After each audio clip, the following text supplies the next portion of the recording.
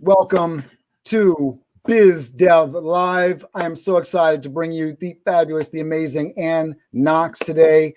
We're going to talk about digital event strategy. We're going to talk about meetings and events and dealing with the meeting industry during COVID, all this and more. Stay tuned right after the Biz Dev theme. Biz Dev Live, weekdays at 11 Eastern Time. Biz Dev Live, weekdays at 11 Eastern Time. Biz D with C, brought to you by Cameron T. Biz D with C, brought to you by Cameron T. This is business development, not even selling it. This is intelligent. If you watch it, I promise you benefit. Leadership and motivation, empathy and inspiration. Leadership and motivation, empathy and inspiration. Biz Dev Live, weekdays at 11 Eastern Time. Biz Dev Live, weekdays at 11 Eastern Time. Biz D with C, brought to you by Cameron T. Biz D with C, brought to you by Cameron T.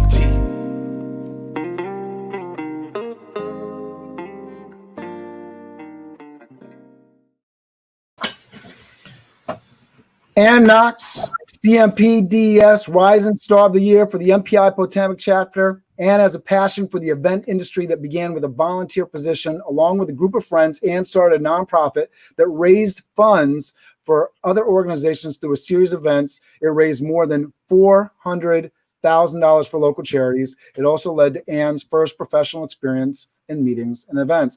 Now, more than 10 years later, she has organized small, intimate meetings for 20, citywide conferences for 5,000, and art festivals with more than 50,000 attendees. Ann earned the designation of Certified Meeting Planner for the Events Industry Council, holds a certificate in meeting and event design from San Diego State University, and has recently gained her Digital Event Strategist certification. Ann thrives on building meaningful relationships. Her focus is on using events to create communities, tell stories, and solve problems, and making the participants' experience both personal and meaningful. Ann, thank you so much for being on the show with me today. Oh, thank you for having me. This is exciting. So I want to kind of give people a little bit of taste of what you're doing right now. And then I want to get into the history. I definitely want to hear about the fundraising and participation in MPI, which I'm an MPI member up here in Westchester, part of MPI Westfield. So how that's working out for you and talking about, all the things that are going on with COVID, but give people a little taste of what you're doing right now. I know you shared with me, as we got into COVID, things were not figured out, and you've been slowly figuring it out as you go. Yeah, I'm an independent planner right now, not by design, but by COVID. I've been trying to cobble a little bit together. I've been very fortunate in my relationships that I've built, that I've been able to do something and keep a roof over my head and feed myself. Right now I'm working for a media company, and we're pivoting to online events, and it's been crazy.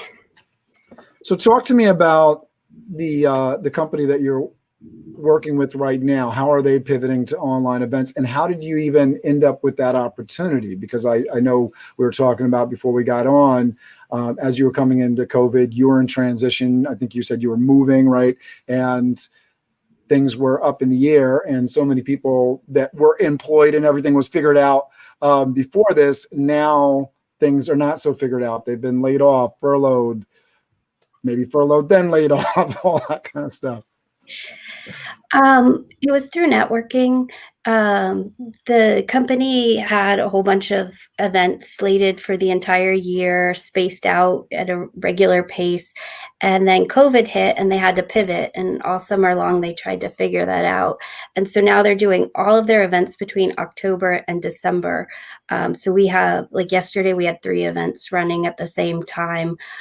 It's been crazy, but it was a connection through an old job that I used to have. I worked temporarily in Vegas for different shows, and they called me up because I got the digital event certification.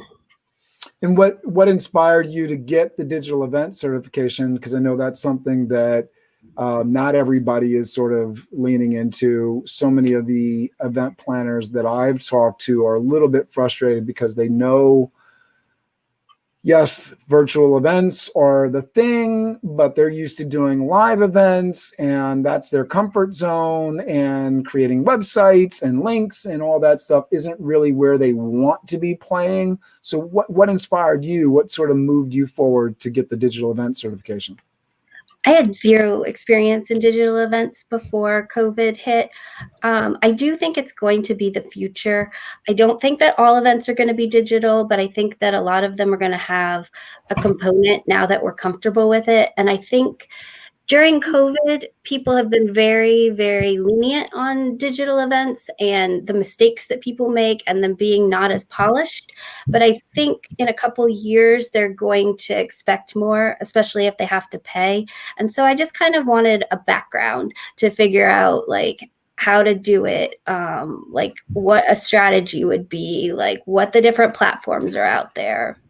So I took two different courses. I took the Digital Event Strategist through PCMA, and then I took one called CVEP, which is through a company in California, which I'm blanking on the name right now. I'm sorry.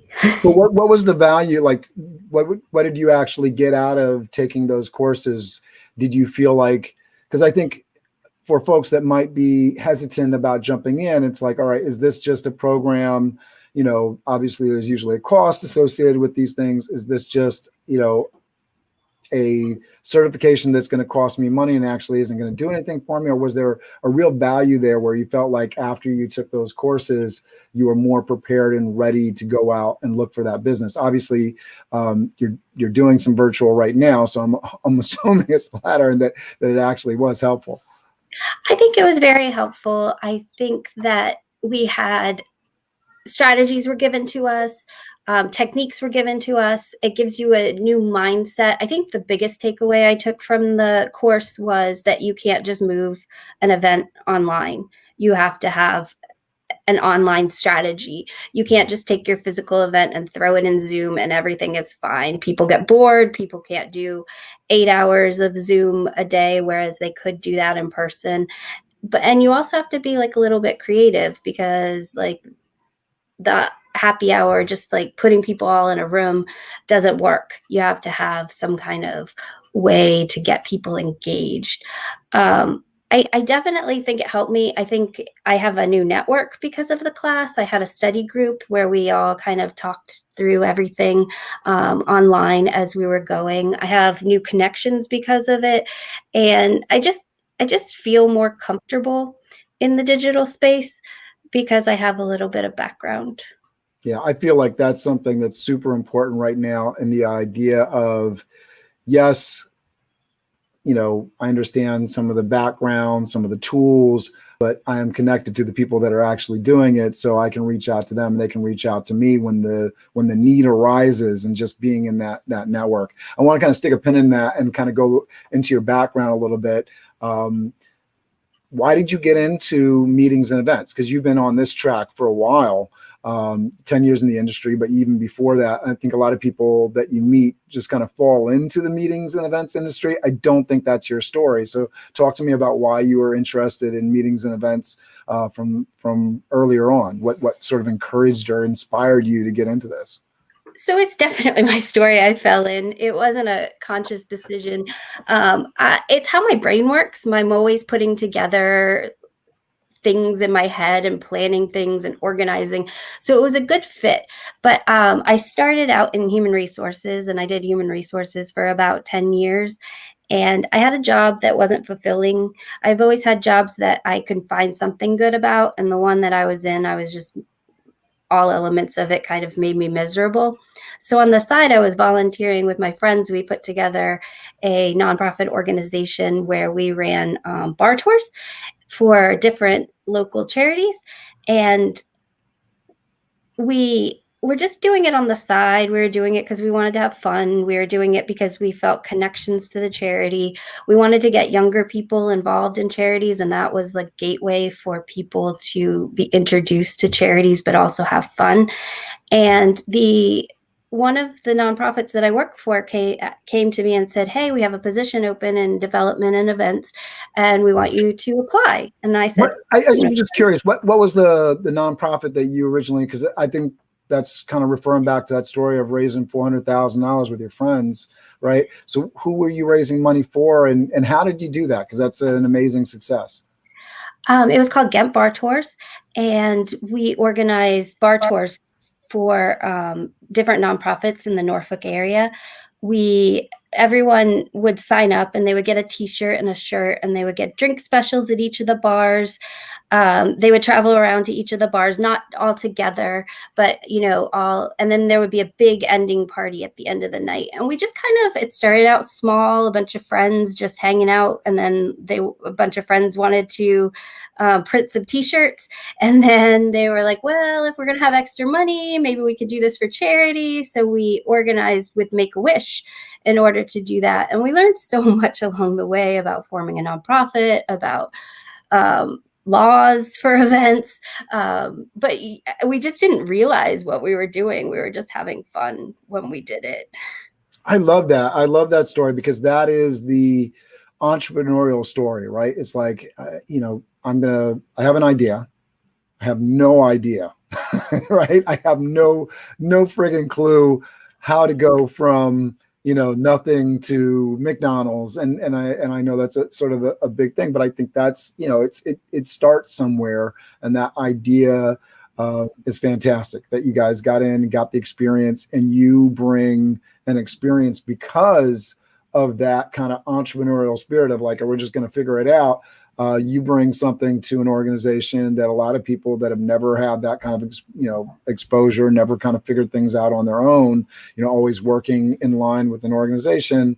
That's a different level and kind of experience that you're bringing to the table. So I love that story. So when you were in school, and I sort of was reading through the bio, and I sort of mistook the certification in San Diego as you went to school for it. So what did you originally go to school for? How did you move from being in HR to the events industry, and why did it stick? Like, why, after doing this, thing with your friends, why was that the thing that sort of called to you for your calling? I went to JMU, go Dukes. I studied international affairs because I wanted to travel. That's all I knew in college, is I wanted to travel. And when I got out, I didn't want to live in DC or New York. And so I had a hard time finding something that matched up. So I kind of fell into HR because I like people and relationships. And the best part of HR was when I was like coaching people and teaching them different skills or doing a liaison thing. And then, I was working for that company that I just did not like. And one of the charities, which is called Hope House Foundation, came to me and said, "Hey, interview for this position in events and development. I think you'd be great." And I said, "I don't know what I'm doing," because we just cobbled this thing together. We were just having fun. We didn't really know what we knew. I interviewed a couple of times, and then I finally got a position with them, and it just was a great fit. I loved working towards a cause, which the nonprofit worked with developmental disabilities. It was a little bit more of a challenge to get people to buy into a nonprofit for people with adults as opposed to children. And I think everything just fell into place. My brain works this way. I'm already organizing things. I love stories. Like, anyone who knows me will, I'm like, "Tell me a story." That's like the first thing I say to you. And events are a way to tell a story about a nonprofit and to get people to buy in. And my favorite events with the nonprofit were things that tied into the nonprofit and kind of moved it forward, as opposed to something that was just raising money over here. Yeah, absolutely. With the nonprofit work, and I certainly heard what you were saying, because I think there's so many issues, causes, challenges in the United States, right? Political things that are hard sells, right? Like you said, it's easy to sell something with the child's face on it. Everybody says, oh, the guilt comes out, and folks start to put money in for organizations and events and things going on right now, because I think you got a lot of that, right? There's a lot of situations where there's a lot of need, but because everybody's going through a little bit of tumult with this whole COVID thing, what are you seeing out there that is having some success and traction in helping nonprofits move from where we were 8-9 months ago to where we are right now? I think you have to have that solid relationship in order to continue to grow your nonprofit. Now, I think putting events online just because you do them in person isn't working. I've seen some stuff where people are like really trying to have that event and they're just throwing it online, and it doesn't have the same resonance, and you can't do an event just to do an event. You have to have a purpose. You have to connect people. You have to have a strategy for why they're going to show up to your event, even online. Yeah, I love that, and I think it's incredibly poignant. I think that storytelling thing, going back to 11 stories, what story are you telling, right? And that piece of it is something where I think if people focus on that aspect of it, you can move the needle forward. Particularly in the online events, I heard you when you were saying, you can't just throw everybody into sort of a mosh pit of a Zoom call and, a gala, whatever. That doesn't make it. Needs to be a little bit more constructed than that. You need to tell a story. You need to provide a situation where people can actually interact and engage in a meaningful way. Talk to me about what sort of kept you going as you were kind of moving, figuring things out, being an independent planner. I know we were talking about, a couple of different ways that you've sort of stayed engaged and stayed positive during this time. Talk to me about that. So I think my lifeline during this whole thing has been MPI Potomac. They gave me a way to keep using my work brain. I volunteered for a couple committees with them. I'm on the membership and retention, and so we're working on our Evening of the Stars, which is our annual gala. Also, I get to connect with different members, trying to remind them of what's going on with MPI and that they're valued with us. And I'm also working on our career development committee, and we do a CMP class, which has been a big learning experience with that whole philosophy of you can't just throw it online. You need to kind of reinvent what you're doing. Yeah, absolutely. MPI was huge for me. 2009, I was going through situation where I had been laid off from the company I was working with. My wife was in Mexico dealing with immigration paperwork with my 2 young children. She wasn't allowed to come back into the country. And MPI Westfield was my place where I could be a professional, sort of forget about, sort of some of the craziness, had a support system. I think that's so key to have that ability to network with peers. For MPI Westfield, we were struggling a little bit back in March, and we put together this thing called Lunch Bunch. How has MPI Potomac sort of stayed together? Because I'm assuming that you're not doing the same kind of in-person meetings month to month. I have been to your Lunch Bunch a couple of times. I think that's Yeah. how I met you, or maybe you invited me after. It's been a struggle, but I think that we have clear guidelines of what we want to do as a chapter that helped us navigate the in-person world. I mean, the virtual world, and keeping our relationships up. I think the leadership has been amazing at reaching out to people. We had the award ceremony, so we kept like the spirits up with the happiness, and got to forget for a night that we're not meeting in person. They did a hybrid event where I wasn't involved in this, but it was really exciting, about where they showed how a restaurant was social distancing, and then they made some like fun cocktails, and you could be there in person or you could watch it online. So they're just trying out different things, just like the rest of us, seeing what sticks, what doesn't. Um, I think in the beginning we were so,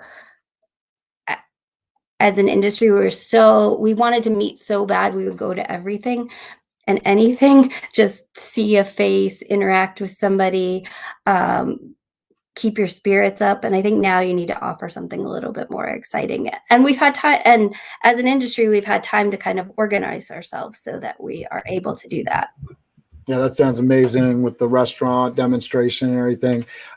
So everything that you guys are doing for the most part is online? Everything except for that restaurant demonstration.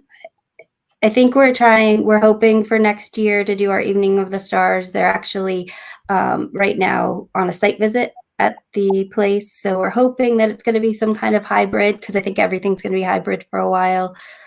Good news is about 2 vaccinations, so maybe Yeah. we'll be back and up and running next spring.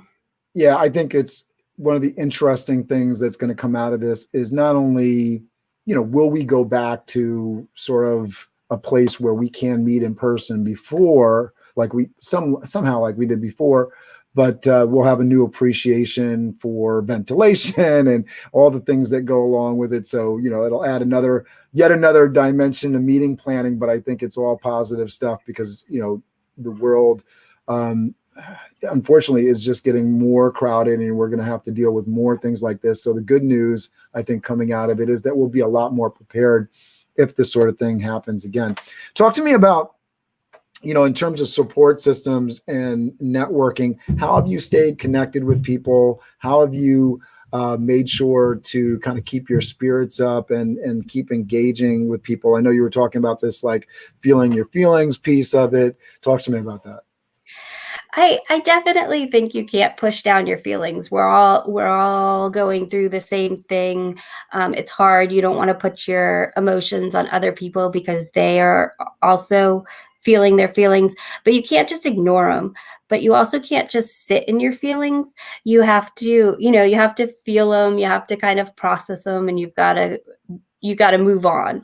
But yeah, if you just try to push them down, then they're just going to keep coming back up.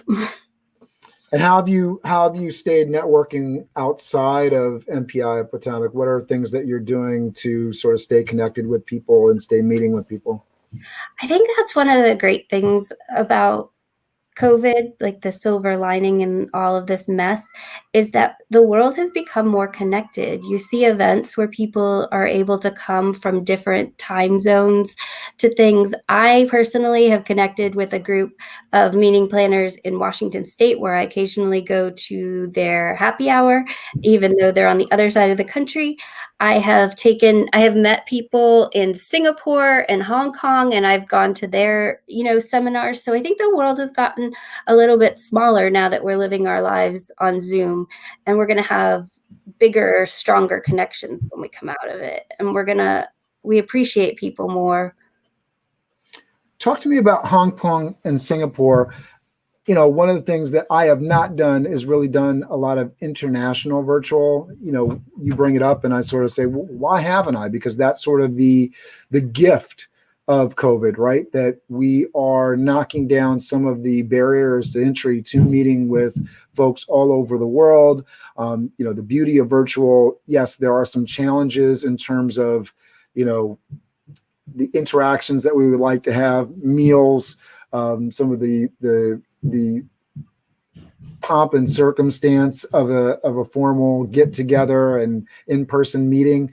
But this idea that, we get to sort of democratize, we get to bring people together so much easier than ever before. Talk to me about these meetings that you did in Hong Kong. I'm going to murder these names, Hong Kong and Singapore. How did those go, and what was the value that you got out of them? Because obviously they aren't folks that are living next door. You may not see them in person very soon. So what was the value from participating in these international meetings? So I met both of the people that I went to their meetings in on the other side of the world with. I met him through that happy hour in Washington, Mm. and I just love these people's energy. They were further along than we were in the COVID shutdowns, and they were pivoting their business. They were trying to figure out how it was going to work now that we weren't meeting, and they just had this spirit that like drew me to it. So I ended up at these meetings at like 11 o'clock at night or like 6 o'clock in the morning, just because I wanted to be around that energy. And it was cool. Like one of them was called Hack Your Box, and you went through kind of like you went through what you had been doing and what you wanted to be, and you do it through drawing, and it was interesting. And everyone was so supportive, even though I think most people did come from their respective locations. And then I did one on graphic drawing, which is big in a lot of events where they do agendas, or they will record what is happening in pictures. And yeah, I think I have friends for after the COVID, because I was just drawn to their energy, and they're just such great people. Yeah, no, I think that, again, it speaks to the opportunity. Me and my 12-year-old son, we've gotten on some of those design conference kind of calls, because they're, people are putting, stuff out there just to connect with people. And we took advantage of it on a Friday afternoon where they're doodling together and creating stuff. And those are experiences that we wouldn't have had pre-COVID, right? We wouldn't have jumped on a call. We wouldn't have been open to it. We wouldn't have known about it. So it sort of opens up a whole new world. What are some of the things that you're sort of enjoying seeing on the meeting horizon? What are some things that you've really enjoyed and participated in the last few months? And what are some of the things that you hope to see in the future? I got an opportunity because of COVID to work with a group that I really, really, really am like a fangirl of in the meeting and events planning. They're called Hot Mozo, and they put on a conference called the Age of Conversation, which they wanted it to be that online event where you talk to people. It wasn't just sit and get you. You were able to interact with people. And it was really fascinating because we put it together in 6 weeks, which I would not recommend to a friend. We learned lessons along the way. We wanted everything to be a conversation, but along the way we found that we wanted to include some different types of speakers, and they wanted to pre-record because they were worried about their internet or something like that. And they became some of the highlights of the conference. And we learned that marketing is key, because we had all of these great content, but we were struggling a little bit along the way with the marketing. And we put everything that we did out there. So if you're an event planner, you can go over to the website for Hot Docimoto, and you can see it all of our project plans, our all of our documents, like everything that we have is available online. And so that was really cool. And Say that one more time for folks, because I know I'll murder it if I try to spell it, but put that website out there for others. And then I have a couple of questions for you on it. It's Hot Docimoto. And it means about one of the words means to try in Greek. And so that's their philosophy, is they're just going to experiment with things because they can. Yeah, one of the things that that's come out of, there's a guy named Adrian Seeger, and it's, talks about more like open conferences and that sort of stuff. And it's all along those lines. And I love that, participant driven meetings, participant driven conferences. I think that's definitely where things are going. Talk to me about, because this is one of those interesting debates in digital, pre-recorded versus live. You said some people wanted to do pre-recorded and they ended up being the star. So talk to me about that. How did that happen? What did that look like? So it was hard for us because I ran the team that was actually running the pre-records from the back end. So technically it was hard because we were doing it through Zoom and we were sharing our screens through, 24 different people's computers with different things. But I think whatever makes the speaker the most comfortable is what you need to do. You don't want to throw like a speaker that has amazing content that doesn't feel comfortable speaking live. You don't want to make them speak live because they're going to fail because they've already got it in their head. So I think, but they were always available there for after the presentation to take questions and interact with the audience and be in the chat. So I don't feel like it's, I just feel like you need to be honest with your audience about what's going on. You don't just, pretend that it's not pre-recorded when it is. Yeah, I've seen it done so many different ways, and one of the things that I think it's very much particular to the speaker, right? What their style is, where their energy is going to shine. I know for me, trying to put something together that's pre-recorded is difficult for me. It's more challenging for me than doing live. That is why we are live, right? So I really understand it going both ways. I also understand if you are limited on time and you're really trying to get content out, something very specific, you want to get a message together, taking the time, because it does take more time to do that pre-recorded content, putting that time and care and putting something that's well cut, fast paced, gives you the information, the image is clear, because live stream, especially if somebody's having signal interruption kind of thing, freezing, whatever, trying to do something live where you're trying to get that message out, and it's choppy, the audio doesn't work, more important than the video, like that's a big thing, right? I don't know if that was in the classes, but I know that that's something that I've heard over and over again, and I agree with, because when I'm listening to something, if the video is choppy and the audio is okay, I can deal with it. But if the audio is choppy, I'm like, tune it out, I'm done. Yeah, you're going to lose your audience, and you might lose them for the whole day. But I mean, a lot of content is available after the fact, online. So you already have that whole recorded thing. I think you just have to be honest with your audience, not try to market it as something that it isn't. Well, yeah, and it goes back to the design, right? Because I think I've seen it work in ways where the audience doesn't necessarily need to know, and in some cases they don't need to know. It's not about lying to the audience, it's about presenting a show, right?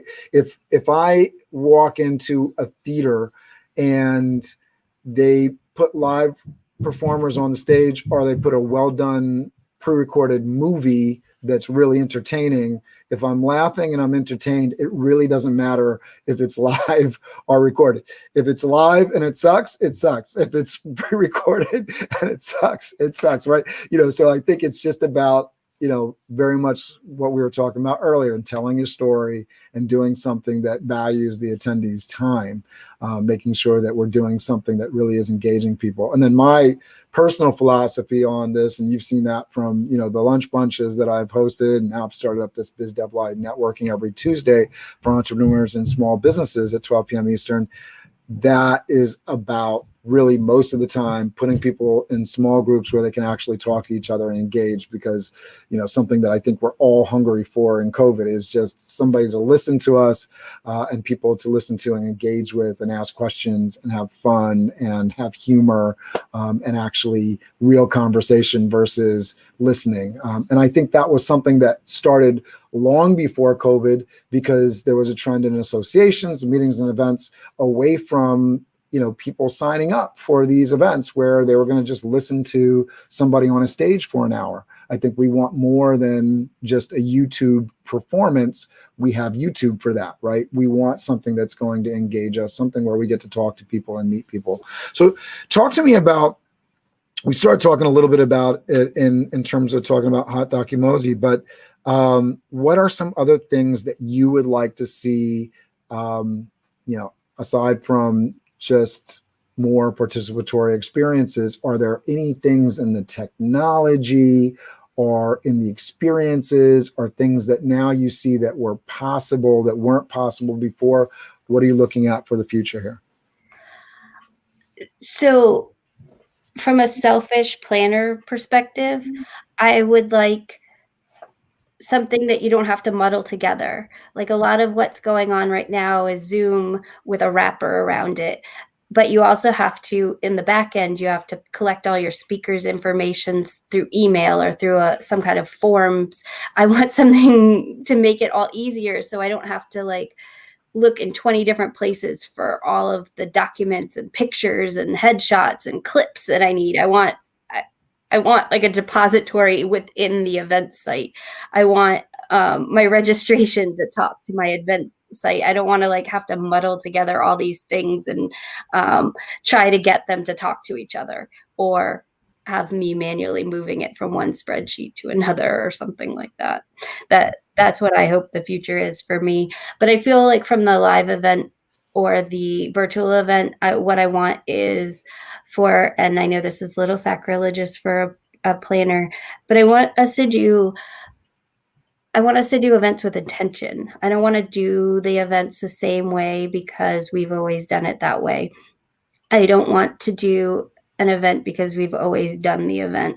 I don't want to do an event because it was always the solution before. I want to do the event because it works into our business model, because it's the best thing for our company or nonprofit or whoever's holding the event. I want it to be more intentional. That's awesome. Yeah. So and then I can spend all of my time making that event amazing as opposed to just pushing together 20 different events. Yeah, absolutely. What tools have you used so far that, is there anything that you've used so far that's sort of gotten close to what you would like to see? Is there something that, maybe it's just missing a couple of the pieces, or are there tools that you're using with every event because they're so useful? I think that I don't want to like endorse anything, because I think the most important thing is to not start with the tool. I want you to start with the reason that you're having the event and what you want out of the tool, as opposed to making the tool fit you. For example, with the Hot Documoto, we thought we were going to have all conversation and everyone was going to be live. So we didn't think about the streaming of video. So we just kind of had to muddle that together at the end. But if you had a plan and things change, I'm not saying that you can't change things. That's what our industry is all about. That's why they have professionals like us. But, if we had if you start your event with your plan of what you want and what you want to accomplish, then you'll find the technology tool that fits that. Yeah, no, I definitely appreciate, because I think that was something that was a big trend, especially early on. And Co was like, all right, what tool, what platform are we going to use? What platform, what are we using? But that doesn't do what Zoom does, right? So I definitely appreciate that. I'll say this, I'm using Zoom a lot. I think most people are, because there's so many components of it that work. When you talk about, sort of the back end stuff and having like the website features and the agendas and all that kind of stuff, obviously Zoom doesn't do any of that. I think they probably have some teams working as quick as they can, but they have so much, so they're probably being pulled in 1,000 different directions. StreamYard, which we're on right now, I was part of Texie Talk for the last 2 days, Tuesday and Wednesday, November 17th and 18th, with Liz Caruso, Liz King Events. She was actually using StreamYard, posting to YouTube with a platform called Swapcard.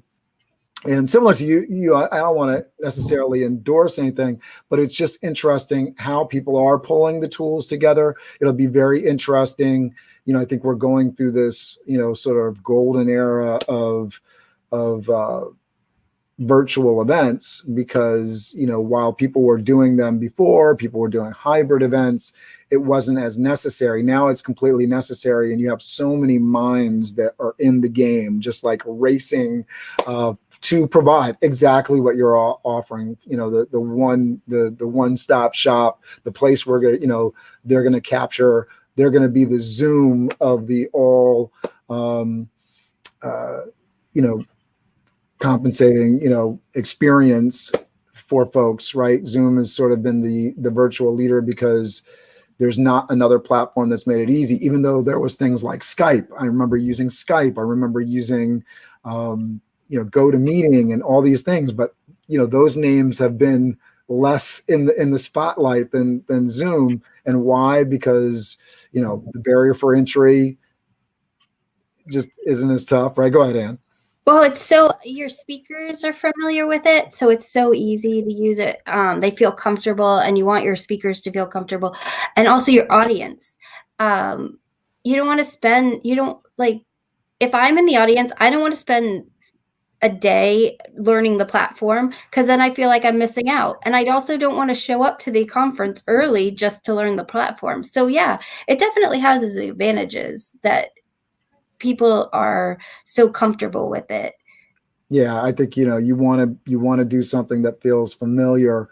They were talking about in the conference this week about if you are going to use a platform that people aren't familiar with, make sure that you're doing incredible outreach beforehand to make sure people are familiar with it. So by the time they come to your event, because especially if you're starting a new thing, you're a nonprofit, you want people, to attend this fundraising event. I think one of the big things that no one's quite figured out yet is how to replace the expo, the sponsor booths. It's such a tough thing.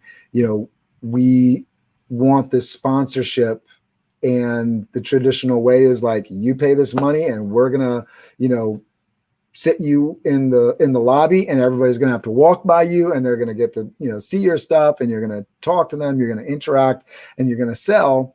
Now, all right, I showed up for the content, I don't have to walk by anything. And in fact, if you make me do a paywall, I will pay to get around it. I will pay not to see your sponsor. Like, that's sort of the framework of how YouTube and so many places you can pay not to see the commercials and you pay a higher fee. But that doesn't necessarily help us right now in the events world where we're used to the sponsorship model. Have you seen anything that you like in terms of that kind of thing? Or are you thinking along the lines of, we just got to think about a different model? I think we need to think of a different model, but I also think that the people who are showing up in the booths are there intentionally. And so you're getting better quality leads instead of having 50 people show up a day in your booth because they want your really cool swag. You're getting 3 people who really want your product. So I think they're getting better leads. Now they might feel, I'm not on that side, so I can't speak for them, but they might feel like they're wasting their time. But I do feel like the conversion rate is higher. I think you're right. And I think one of the values of online is the data is so big, right? And that's something that we weren't getting in the in-person events. We were trying, right? You were getting, somebody's coming by, you take your, let me scan your badge. Can I scan your badge? Can I scan your badge? Right? That kind of thing. And that's annoying, one. And two, is that data real? Is it vanity matrix? I'm putting you on a newsletter. As soon as I get that newsletter, I'm hitting the unsubscribe, right? And that's the way it's going. So talking to the meaningfulness of it and creating those value encounters, I think, are a big deal. And I agree with you. Until somebody figures it out, I think the value proposition, the way we have to do it is got to be different, so that people are not selling, they're providing value. Because when you're providing value, I'm showing up, and I'm not tuning out your sales pitch. Talk to me about the area that you live in. I know you're in the Washington, D.C. area. You're part of NPI at Potomac. But tell me how to pronounce that, because I'm going to murder it. The city I live in? No. So I'm trying to say Potomac? There we go, Potomac. So tell me about the area. Tell me about what's going on down there. And then I want to kind of close things out on how people can get connected with you, find out a little bit more about what you're doing, and get involved maybe they want to reach out to you for some advice on getting into digital. Maybe they just want to connect with you. But and I've included your LinkedIn down below on YouTube and off to the side on Facebook, so people can find your information there. I definitely think this area was hit hard because of all the associations that were here and that they're being downsized. But I think that the people of this industry are so resourceful and innovative. I think that we're going to come back. I think that it's a huge part of the business model of associations to get people together. When we can get together again, I think that we'll come back strong. I think we will come back safe, people are already sitting around thinking of ways that they can do things better. I see the talk on different forums about seeing what food looked like and how it can't look like that anymore in the future. So it's not a good situation right now, but I have hope in our industry about how innovative we are. Yeah, no, me too. I'm you can't do anything about what's happening in the sense of, what's happened has happened. So the future to me is always bright. I look at things like, yes, there's a pandemic, but we have, these things in our hands and all this access to the communication, the Wi-Fi speed. If this had happened just 15 years ago, just think about the different state of the world. How would we have communicated? How much more things would have had to shut down just because we couldn't communicate? But now people are literally, companies are thinking about, downsizing their offices and letting people work from home, which for a certain set of folks is like, oh my goodness, I can't charge for a building and all that kind of stuff. But for so many people that were stuck on these long commutes and doing, enjoyed the job, but didn't enjoy getting to the job or dealing with some of the office politics and can live wherever they want to. Right. I think that's going to be something that is going to be amazing for so many people. And I'm excited about the possibilities and the new businesses that'll come out of it. We know that so many businesses start in a downturn. So let me get this back to you. I'm going to give you the chance to say goodbye to everybody, but tell people how they can get connected with you and how they can reach out to you and find out more about what you're doing. I'm on LinkedIn. Connect with me, and Knox CMP. I would love to hear your thoughts about the future of the industry. Thank you for having me. Thank you, Ann. All right, everybody. This is the BizDev theme. I will see you tomorrow. BizDev Live, weekdays at 11 Eastern Time. BizDev Live, weekdays at 11 Eastern Time. BizD with C, brought to you by Cameron T. BizD with C, brought to you by Cameron T. This is business development, not even selling it. This is intelligent. If you watch it, I promise you benefit. Leadership and motivation, empathy and inspiration. Leadership and motivation, empathy and inspiration. BizDev Live, weekdays at 11 Eastern Time. BizDev Live, weekdays at 11 Eastern Time. BizD with C, brought to you by Cameron T.